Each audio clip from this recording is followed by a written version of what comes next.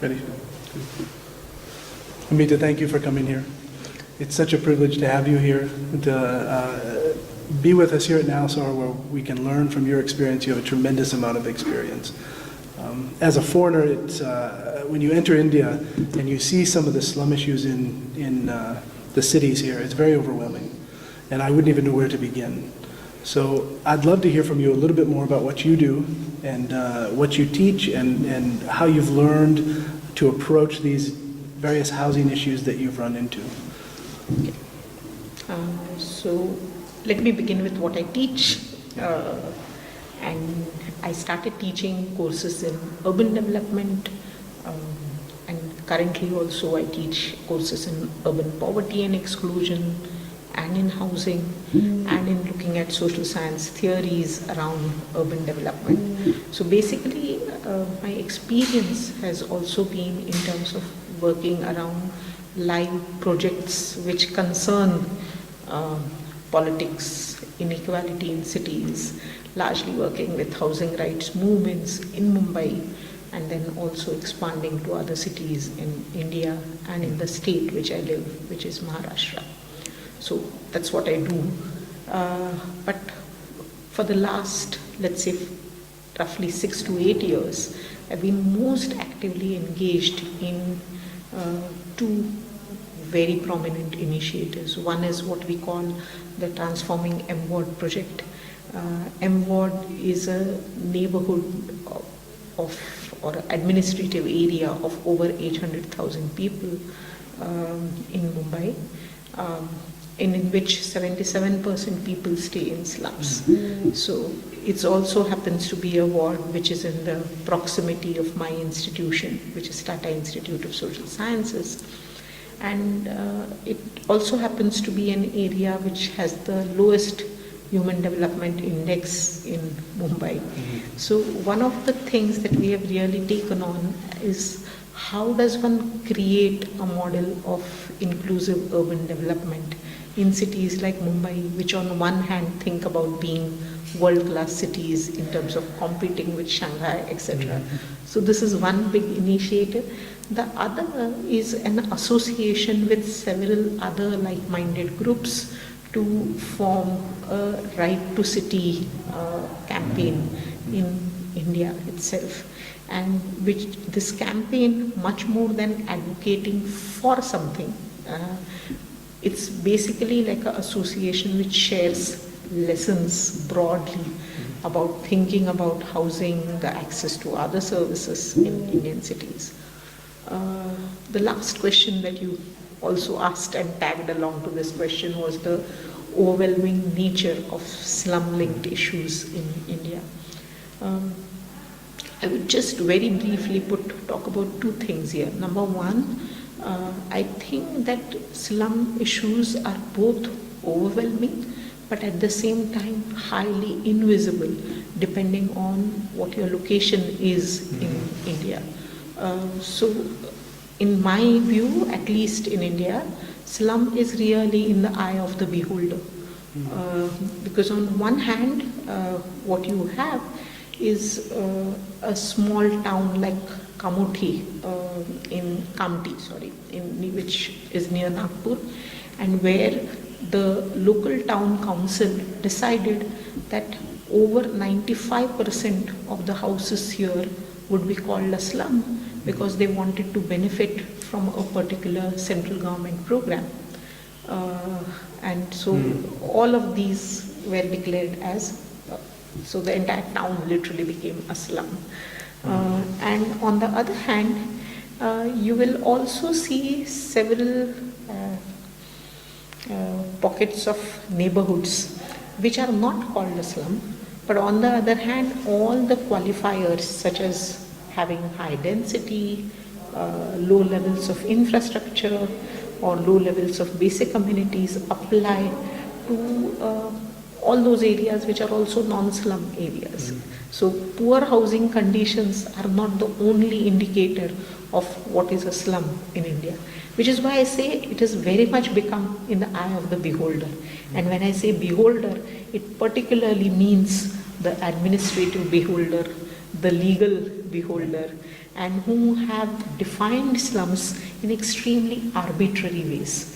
So they are at once overwhelming, but they are at once underwhelming. But the most popular notion of today, what is a slum in an Indian city, really constitutes a conglomeration of houses or structures which look temporary. Okay? And then it becomes a space for flexibilization where the state regimes can come in any manner that they want, for whatever purpose that they want. So something can be defined as public purpose, something can be defined as rehabilitation. So actually there is an entire plethora of issues which surrounds a slum which go way beyond housing. There are issues to do with citizenship, there are issues to do with infrastructure and contestations around infrastructure, there are issues to do with land ownership, there are issues to do with the entire notion of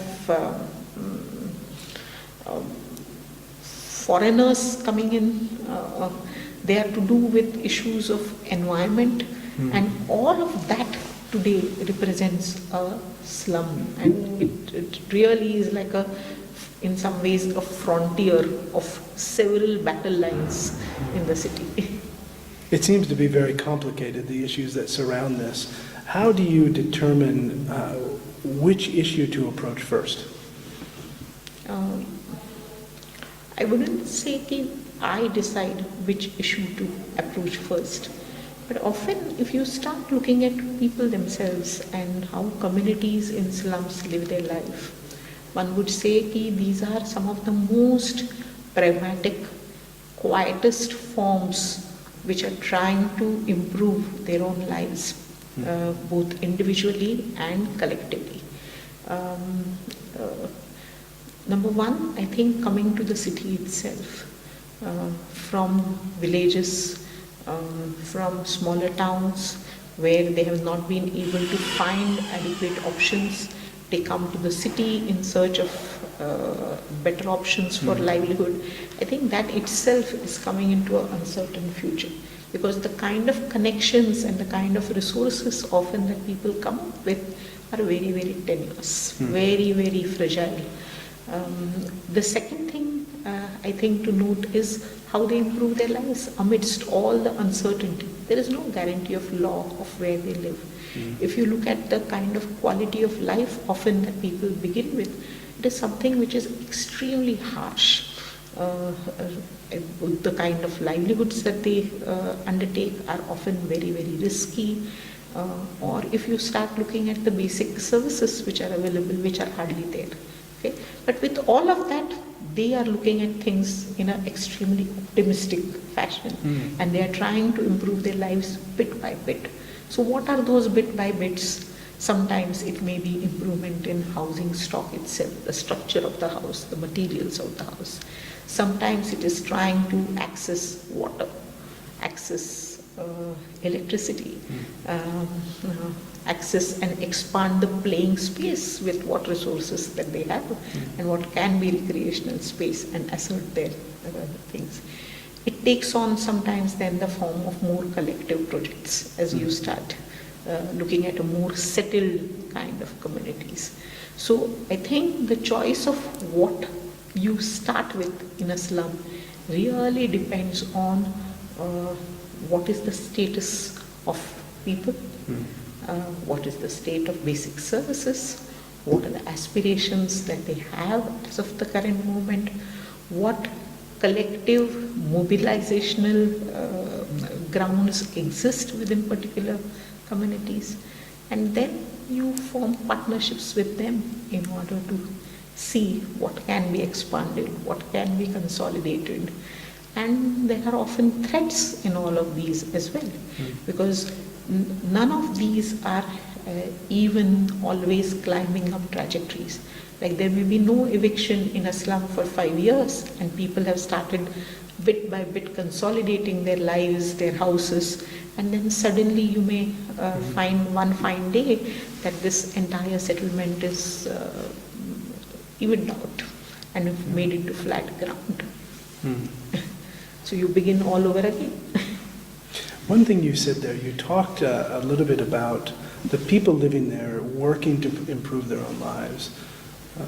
What I find is I think sometimes when people think about slums, they think that these people are helpless and that we should come and give them money, or we should make a plan for them, and we should help them from the outside in.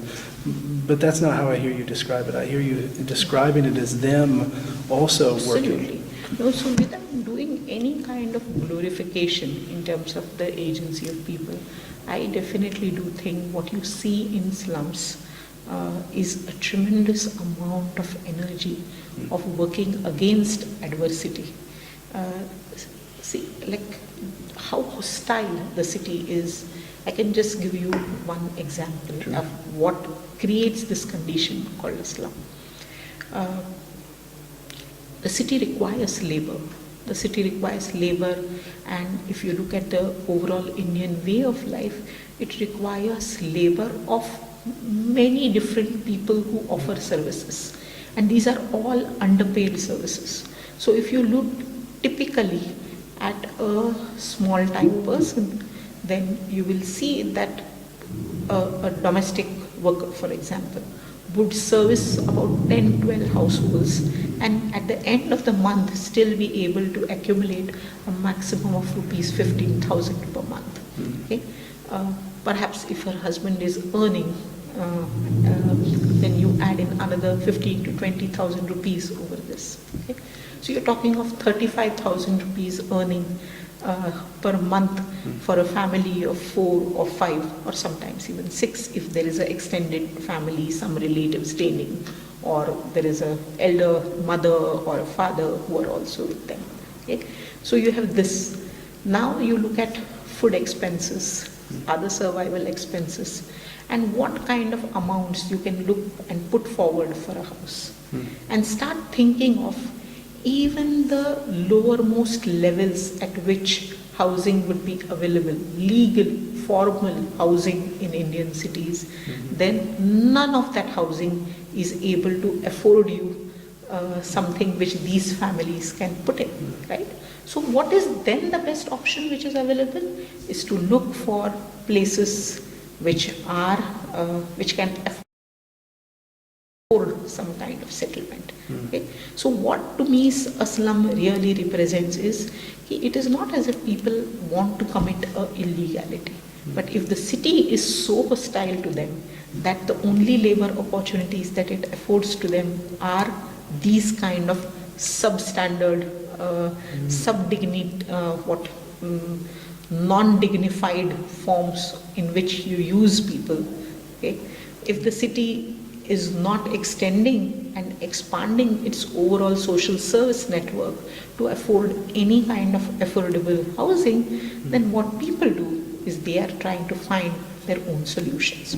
I mean, this is from this side. Right? So they are working amidst tremendous adversity. That one act of finding housing in a space that is not their own condemns them to seeing everything else becomes illegal, right? So how do you access water in this space? Is there any way in which you can access water? Is there any way in which you can access sanitation? Is there any way in which you go to a school? Because your livelihoods are criminalized, your access to services is criminalized. And I think that's the hostility with which that I think the Indian city scenario is, right?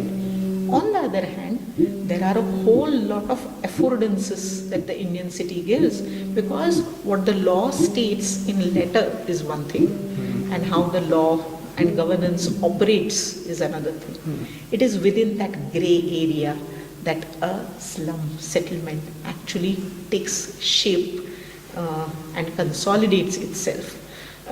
And then I think the process to getting a legal recognition, all of these become further steps. These I think come up later, but initially you still have to kind of contest and claim your status first as a human being, as a citizen, as a laborer. So there are many layers of struggles which are involved there. And with these kind of fights, I see that the agency that people have is tremendous, because they build up these stakes not just over their one generation, because understand the kind of things that are dependent.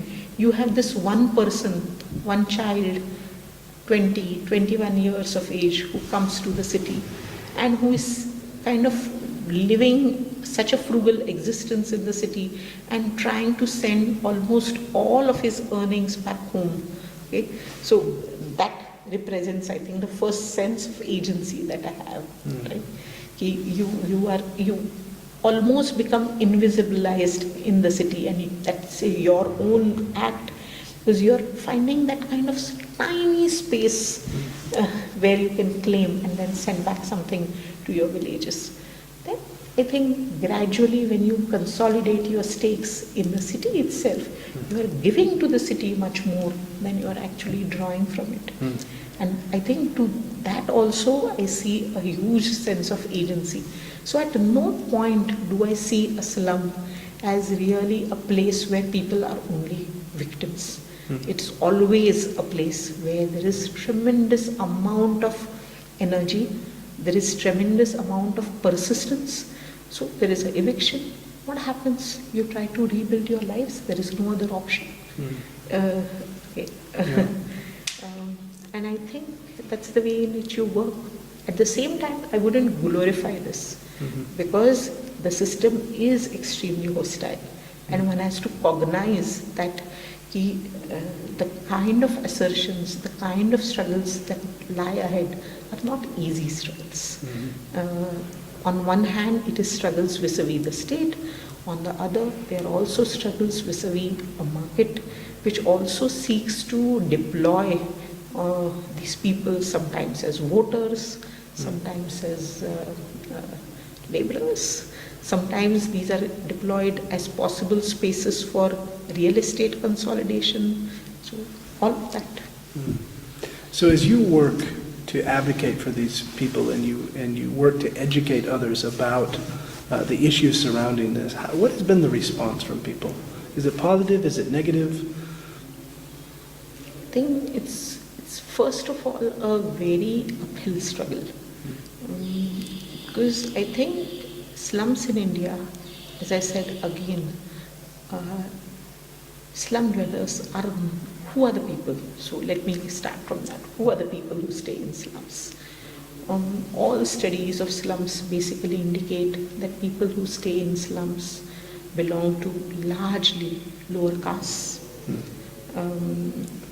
the other backward classes, Muslims, and in some tribal states, tribals. Very few tribes, but okay. And what this tells you, first of all, when you start looking at these identities, it's a very interesting thing. We did this survey in MWARD, which I talked about earlier, in which we enumerated roughly 110,000 households. And we found exactly one household which was a Brahmin household in all the slums. One. Okay. So all the rest belong to, as I said, the scheduled castes, Muslims, or Buddhist religion, which were all converts to Buddhism. Now what does this tell you? It basically tells you that the slum in India is like a bundle of exclusions. Okay? So you're looking at an economically poor section which is struggling to make a livelihood. You're looking at people who have carried these kind of bundles of caste-based exclusions, religion-based exclusions along with them. There is that labeling. Okay? There is a spatial and environmental injustice, because you're staying in areas which are called illegal areas, encroachments. So now with all of that tagged along with you, the entire privileged class, which has been the middle classes and the elite in the city, they look upon all of these citizens. Always there are different narratives which are deployed. So even when I train students, for example, there is a farmer leader in India, Sharad Joshi, who passed away, and who used to say that there are two places in this country One is a India and one is a Bharat. Mm. Okay? And often there is no dialogue between the India and the Bharat. But I see this existing in the city even more.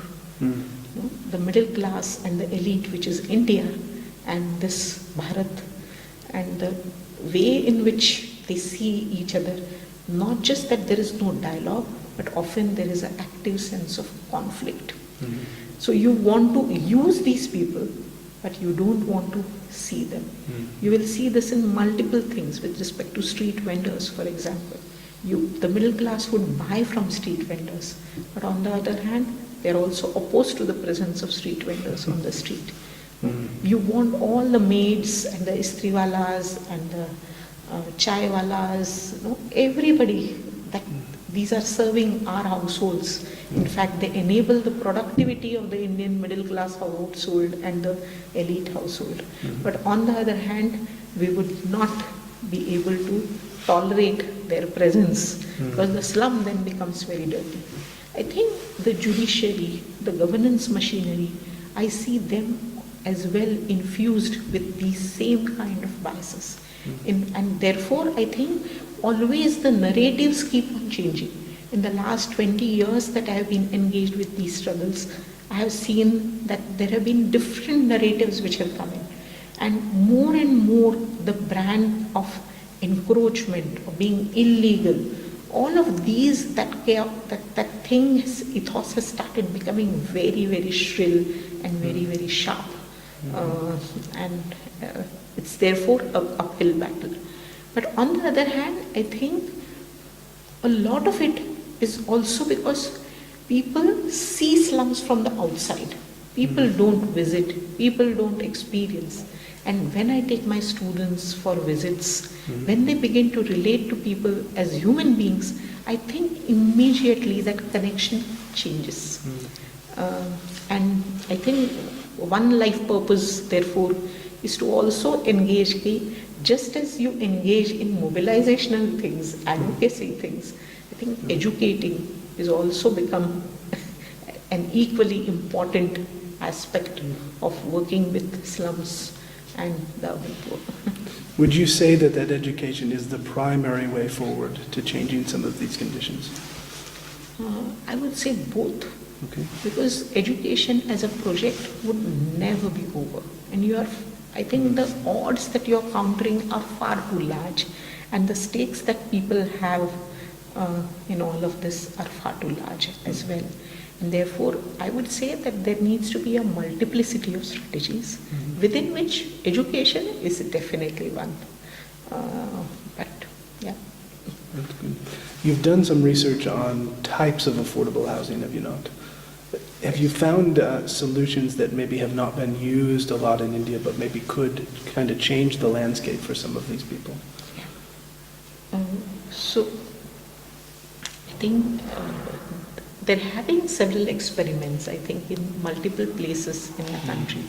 And we ourselves are doing some research in terms of what works over time. And I think one of the prime things is the kind of land demands that I think in all cities, if you will see Indian cities, the presence of slum, they are very little, they are very small demands. In most places, this is also public land.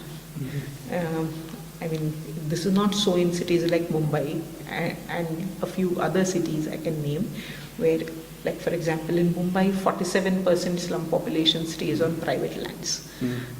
But in most other cities, the large amount of slums are located on public lands. So on one hand, perhaps it is easiest for the state governments, for the central governments, to actually say and give this public land, because overall proportions of these lands would be like 3%, 4% of a city's land at the max. Okay? So it is very easily doable in order to give these lands. One, for the existing slum population. The second is to think about what needs to be done for an incoming migrant population. And for these to actually create affordable rental housing options is something, to my mind, is easily doable. Okay? And I think we are just not doing that.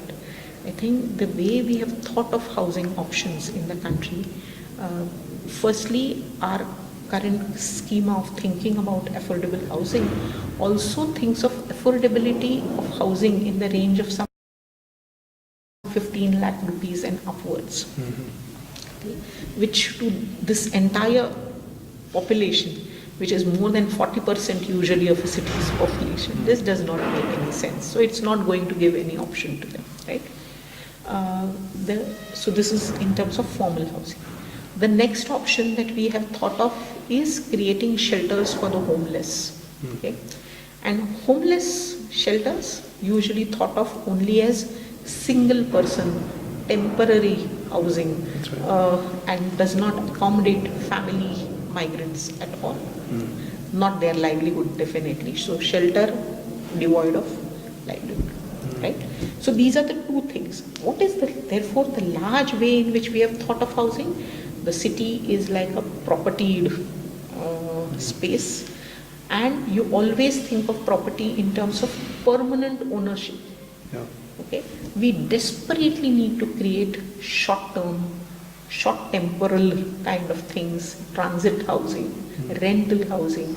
And I think those are aspects in which, if the Indian city begins to expand, that we may be able to reduce the scope of the slum issue. In Mumbai, for example, today, because of the rising housing prices, today most of, I think, the lower class, what is called the D class employees of even formal sector organizations have to find housing recourse in a slum. Okay. And I think that is the desperation that we are talking about. I can imagine informal sector finding housing options in a slum.